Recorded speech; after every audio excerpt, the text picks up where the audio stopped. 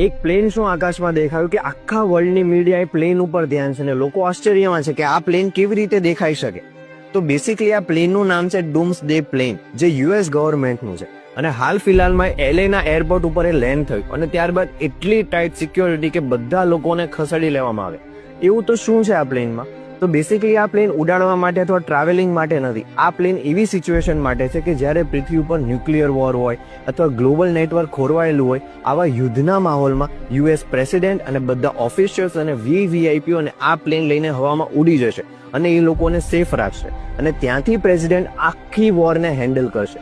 હવે આ પ્લેન છેલ્લે 51 વર્ષ પહેલા જોવા મળ્યું હતું અને હવે આજના દિવસોમાં જોવા મળે છે, એટલે કંઈક મોટી ઘટના બનવાની આશંકાઓ તો છે. અને જેવું આ પ્લેન એલેના એરપોર્ટ ઉપર લેન્ડ થયું ત્યારબાદ યુએસ નેવી અને એરફોર્સ પેસિફિક ઓશનમાં કંઈક એક્ટિવ દેખાય છે, એટલે કંઈક મોટી ઉથલપાથલ ને કંઈક ઘટના તો બની રહી છે કે જે આ લોકો આપણને જણાવતા નથી, આપણી જાણ બહાર છે, પરંતુ કંઈક તો ખીચડી પાકી રહી છે.